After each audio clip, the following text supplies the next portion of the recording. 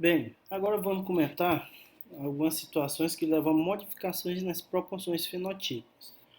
É o seguinte, quando consideramos as interações alélicas, ou seja, entre o alelo de um mesmo gene, a gente exemplificou a questão da dominância completa. O que é que quer dizer isso? É que quando nós tínhamos uma situação onde tínhamos um dimorfismo na cor da semente de ervilha, que era semente de cor amarela e de cor verde, observamos que, quando cruzávamos uma geração parental de puros, a primeira geração de descendentes, todos eram amarelos. Tá? E quando considerarmos a segunda geração, apareceu uma proporção aí de 3 para 1, de amarelos para verdes. Então, isso indica que nós temos um alelo que tem dominância sobre o outro. Qual alelo é que é? No caso, é o que determina a cor amarela, ok? Porque na primeira geração de descendentes, todas as sementes foram amarelas. E fora que na segunda geração, houve uma predominância na quantidade dessas sementes amarelas sobre as verdes, aí numa proporção de 3 para 1 na questão do fenótipo. Mas em algumas situações a gente não observa essa característica no sentido da proporção de 3 para 1, quando nós temos ou consideramos a interação entre dois alelos de mesmo gene. Tá? Então, em algumas situações nós temos chamado a dominância incompleta. Um exemplo seria, por exemplo, o caso dessa flor, que numa geração parental pura, podemos observar essa flor na cor vermelha e a flor na cor branca. Quando esses elementos são cruzados, você vai obter na primeira geração de descendentes cor, flores de cor rosa. Tá? Então veja só, ela nem é vermelha e nem é branca, mas sim algo intermediário, seria o rosa. Quando você faz o autocruzamento dessa geração F2, você vai observar que vai aparecer, portanto, um quarto de flores vermelhas, um meio de flores rosas e um quarto de flor branca, mudando a proporção fenotípica, de 3 para 1 para 1 para 2 para 1. Tá? Nesse caso aqui, você está vendo que você teria uma cor intermediária, tá? Entre o vermelho e o branco. E ainda considerando interações alélicas, reforçando que interações alélicas é quando você tem dois alelos de um gene. Nós temos uma condição chamada codominância, tá? Aonde, por exemplo, você tem em bovinos, bovinos da cor vermelha e da cor branca. O que é que acontece? Quando você cruza esses parentais, você vai ter a geração F1 formada, por um descendente chamado, da cor Ruão, que seria o que? A manifestação tanto, ou a expressão do fenótipo vermelho com branco. Então você está verificando que ambos os alelos se manifestam. Quando você cruza então essa geração F1, você vai observar a proporção de um quarto de vermelhos, um meio de ruão e um quarto de branco. Então eu vejo que a proporção fenotípica é semelhante aqui à dominância incompleta. Tá? Então isso aqui nós vimos, as questões relacionadas à herança monohíbrida. Tá?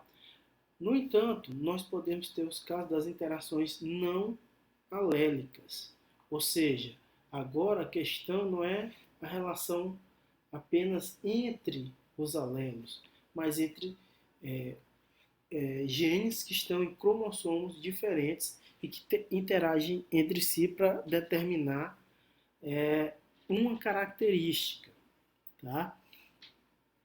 Nesse quesito, a gente pode ter a chamada epistasia, tá?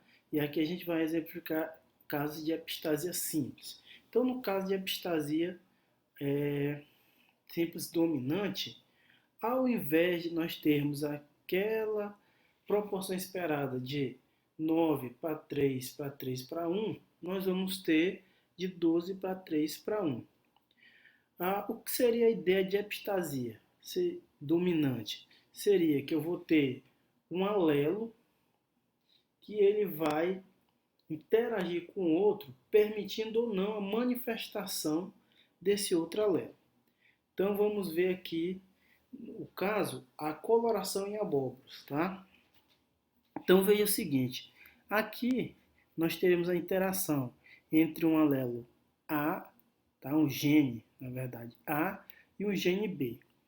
Pelo desenhozinho aqui embaixo, nós podemos ver o seguinte, a gente pode dividir em duas etapas, que é que o alelo Azão, vamos ser mais simples, né? Observando aqui, o Azinho, ele vai permitir a enzima ativa, tá? Se essa enzima for ativa, a coloração da abóbora vai ser verde.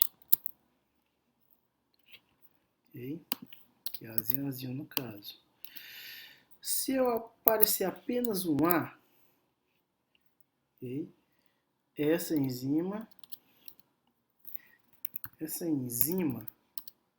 ela vai ser inativa. E o fruto vai ser branco. Certo? O outro elemento é se considerarmos o gene B. O que é que a gente observa? Se o gene B, ou seja, o dominante, estiver presente, nós vamos ter a enzima ativa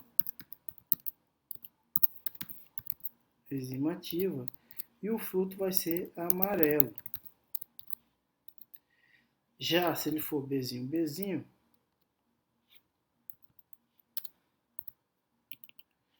essa enzima vai ser inativa e o fruto vai ser verde. Então veja, esse fruto só vai ser amarelo se obrigatoriamente as duas enzimas, né, no processo bioquímico forem ativas. Então, dessa forma, o que é que você espera?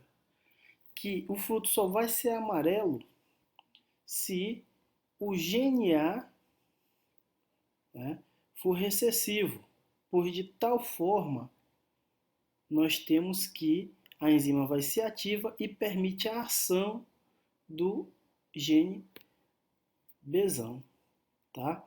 Então, por que que aqui a gente chama de epistasia dominante? Porque é o seguinte, porque o gene Azão, ele é epistático em relação ao B, que é hipostático, ok? Então, nessa situação, o que é que acontece? Se o Azão aparecer, independente de eu ter o Bzão ou Bzinho, tá? A abóbora não vai chegar à cor amarela. Então, é por isso que é chamada de epistasia simples dominante, ou seja, porque o Azão é um gene epistático em relação ao Bzão. Tá? E o caso da epistasia recessiva, né, é uma situação análoga, só que o que é que vai acontecer? O gene, né, ou a condição que vai ser epistática sobre hipostática é a condição recessiva. Então aqui, ó, a lógica é a mesma. O que é que vai mudar? O que vai mudar é a questão que agora o gene ou a condição que está sendo epistática é o caso recessivo,